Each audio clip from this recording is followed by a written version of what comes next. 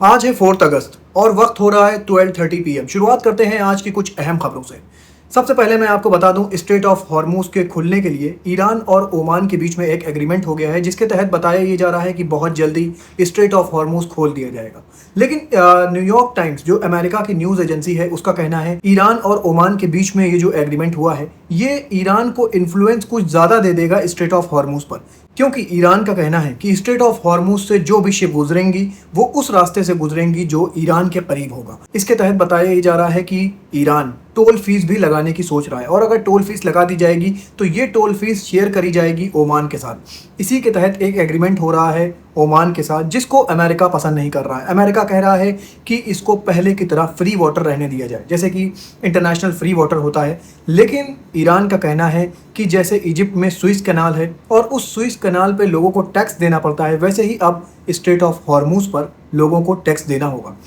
War से पहले straight of Hormuz पूरी तरह से फ्री था, लेकिन वॉर के बाद क्या नुकसान हुआ है कि दुनिया भर को अब स्ट्रेट ऑफ हॉर्मूज से निकलने के लिए टोल फीस पे करना होगा ईरान को। और हो सकता है कि बहुत जल्द अमेरिका भी ईरान की ये बात मान जाए, क्योंकि अमेरिका जल्द से जल्द इस वॉर से निकलना चाह रहा है। इसी के साथ मैं आपको बता दूं, ईरान के सीनियर लीडर्स का बयान आया है। उन्होंने कहा है कि अमेरिका अगर अपनी वॉरशिप नहीं हटाएगा और ईरान के ऊपर ऐसे ही ब्लॉकेड लगा के रखेगा, कि वॉरशिप्स के लिए खतरा पैदा हो सकता है। मतलब कि ये ढके छुपे अल्फाज में ईरान साफ साफ धमकी दे रहा है कि अगर अमेरिका अपनी वॉरशिप ऐसे ही लगाए रखता है स्ट्रेट ऑफ हॉर्मूज में और ईरान का इंपोर्ट और एक्सपोर्ट नहीं होने देता है, तो आने वाले वक्त में हो सकता है कि अमेरिका की वॉरशिप पर भी अटैक कर दे ईरान।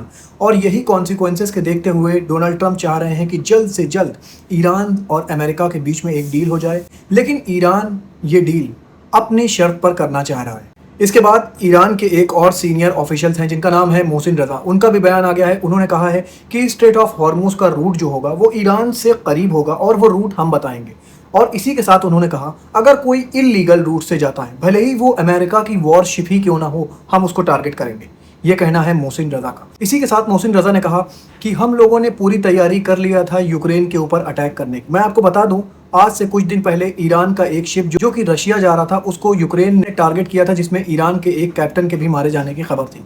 उसके बाद ईरान के फॉरेन मिनिस्टर का बयान आया था कि इसका बदला हम जरूर लेंगे। और बताया ये जा रहा है, ईरान के सीनियर ऑफिशियल कह रहे हैं मोहसिन रजा कि हम लोगों ने पूरी तैयारी कर ली थी, यूक्रेन की 3 सिटीज को भी टारगेट कर लिया था, लेकिन उसके बाद यूक्रेन ने हमसे माफ़ी मांगी और कहा कि आइंदा ऐसी गलती नहीं होगी। इसी के बाद हमने अपना जो अटैक करने का प्लान था वो कैंसिल कर दिया। ईरान के प्रेसिडेंट मसूद पेजेश्कियान का भी बयान आ गया है। मसूद पेजेश्कियान ने कहा है कि ईरान कभी भी जंग को आगे नहीं बढ़ाएगा, लेकिन खुद को डिफेंड करने के लिए वो अपनी फुल कैपेबिलिटी का इस्तेमाल करेगा। फुल कैपेबिलिटी दोस्तों क्या है? ईरान की मिसाइल पावर। और ईरान की मिसाइल पावर हम और आप देख चुके हैं। मैंने आपको पहले भी बताया था कि अमेरिका के अंदर डोनाल्ड ट्रंप की मुखालफत कुछ ज़्यादा तेज़ हो गई है। डोनाल्ड ट्रंप की जो अगेंस्ट पार्टी है, जिसका नाम है डेमोक्रेट्स पार्टी के सेनेटर हैं बर्नी सैंडर्स का आज बयान आ गया है। उन्होंने कहा है tens of billions of dollar हम खर्च कर चुके हैं इसराइल के ऊपर, जो कि जेनोसाइड कर रहा है। इतना खुलकर बहुत कम ही अमेरिकन लीडर्स बोलते हैं। लेकिन बर्नी सैंडर्स ने कहा कि इसराइल लगभग 75,000 लोगों को गाजा के अंदर मार चुका है और लगभग 1,50,000 लोगों को जख्मी कर चुका है। और वो वॉर को हम फंड कर रहे हैं। हम जो पैसा इसराइल की मिलिट्री पर खर्चा कर रहे हैं, वो पैसे को हम अपनी कंट्री में यूज़ कर सकते हैं, अपनी कंट्री को आगे बढ़ाने के लिए यूज़ कर सकते हैं। और जो पैसा हम इसराइल भेज रहे हैं, ये पैसा बेटर वे में यूज़ हो सकता है। ये कहना है बर्नी सैंडर्स का। यूक्रेन के फॉर्मर कमांडर इन चीफ का आज बयान आया है। उन्होंने कहा है कि यूक्रेन को अब अलग और दूसरे एलायंस को ढूंढना होगा यूरोपियन यूनियन के अलावा। उन्होंने कहा कि हर साल हम ये सुनते आए हैं कि यूक्रेन इस साल नाटो में ज्वाइन कर लेगा, लेकिन इतने साल बीत चुके हैं और यूक्रेन को अभी तक नाटो में ज्वाइन नहीं कराया गया है।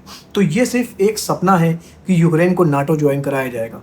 तो हमको अब इससे बाहर निकलना चाहिए और हमको दूसरे एलायंस ढूंढना चाहिए। दोस्तों, ये कहना है यूक्रेन के फॉर्मर कमांडर इन चीफ का। और ये बात कहीं तक सच भी है। यूक्रेन को बहुत दिन से कहा जा रहा है कि को नाटो कंट्रीज की लिस्ट में ज्वाइन करा लिया जाएगा। ये सालों से हो रहा है, लेकिन अभी तक यूक्रेन को ज्वाइन नहीं कराया गया है नाटो, जिस पर यूक्रेन के कई मिलिट्री ऑफिशियल्स कई बार नाराजगी भी जाहिर कर चुके हैं। अब मैं आपको एक अहम खबर बता दूं। दुनिया भर में जो वाइल्ड फायर लग रही है, मैंने आपको कई बार बताया है कि हो सकता है कि ये कोई बड़ी कॉन्स्पिरेसी का हिस्सा हो, और आज वो कॉन्स्पिरेसी निकल कर सामने आ गई है। बताया ये जा रहा है कि स्पोकेन जो वॉशिंगटन की सेकंड सबसे बड़ी सिटी है जिसमें आग लगी थी, और कल मैंने आपको वीडियो भी दिखाया था कि वहां पर ऐसा लग रहा है कि हर चीज जलकर राख हो चुकी है और वो एक घोस्ट टाउन बन चुका है। और अब जब इन्वेस्टिगेशन होती है कि ये आग कैसे लगी और क्यों लगी, तो एक नाम निकल कर सामने आ रहा है। इस आग को लगाने के पीछे एक नाम निकल कर सामने आ रहा है जिसका नाम है एरॉन एफ फ्रैनिकी। इस शख्स को गिरफ्तार कर लिया गया है और अब इससे पूछताछ जारी है। मैं आपसे पहले भी बता चुका हूं कि ये जो हर जगह आग लग रही है, जरूर इसके पीछे कोई ना कोई है। और देखिए, आज एक सस्पेक्ट गिरफ्तार कर लिया गया है। और अब देखने वाली बात ये होगी कि दूसरी कंट्रीज में जो आग लग रही है, जैसे कि ग्रीक हो गया, इटली हो गया, फ्रांस हो गया, स्पेन हो गया, तो इसके पीछे कौन है। मैं आपको वेदर रिपोर्ट बता दूं। बताया ये जा रहा है कि अल नीनो का इफेक्ट अब धीरे धीरे पूरी कंट्रीज में देखा जाने लगा है। बताया ये जा रहा है कि साउथ कोरिया का भी टेम्परेचर बढ़कर 42 हो गया है और यूरोपियन कंट्रीज का टेम्परेचर इस वक्त काफी ज्यादा हाई चल रहा है। इसी के साथ मैं आपको बता दूं, बहुत फेमस एक लेक है जिसका नाम है सॉल्ट लेक, उसका भी टेम्परेचर बढ़कर अब 42 डिग्री हो गया है। ये बहुत बड़ी बात है दोस्तों कि सॉल्ट लेक का टेम्परेचर बढ़कर 42 हो गया है। बताया ये जा रहा है कि यूरोप में जो आग लगी हुई है उसके चलते 2 लाख लोगों को अब तक इवैक्यूएट कराया जा चुका है। ये कंडीशन दिन ब दिन और ज्यादा वर्स होती जा रही है जैसे जैसे अल नीनो का इफेक्ट सामने आता जा रहा है। ये जो आप तूफान देख रहे हैं ये कल चाइना में आया। बताया ये जा रहा है कि चाइना में कभी भी बहुत तेज़ हवाएं चलने लगती हैं, बहुत तेज़ बारिश होने लगती है जिससे फ्लड जैसी कंडीशन हो जाती है। और ये टाइफून के बाद से हो रहा है। जो मैंने आपको बताया था, शायद आपको याद हो कि फ्रांस के जितना बड़ा टाइफून आया था जिसने हिट किया था चाइना के कई एरियाज़ को, वो तो अब ख़त्म हो गया है। लेकिन उसके बाद से चाइना का वेदर पूरी तरह से डिस्टर्ब हो गया है और चाइना में रोज़ कहीं ना कहीं एक्सट्रीम टेम्परेचर नोटिस करा जा रहा है। कल श्रीलंका में भी बारिश के बाद बाढ़ जैसे हालात हो गए थे। ये जो आप वीडियो देख रहे हैं ये श्रीलंका से निकलकर सामने आ रही है। और बताया ये जा रहा है कि यहाँ पर काफ़ी ज़्यादा बारिश हुई और बारिश के बाद इस तरह के हालात हो गए थे, और लोगों के घर तक इस बाढ़ की चपेट में आ गए थे। दोस्तों, ऐसे ही खबरें लेकर मैं आपके पास आता रहूँगा। अपना बहुत ख्याल रखिए और मुझे भी अपनी दुआओं में याद रखिए।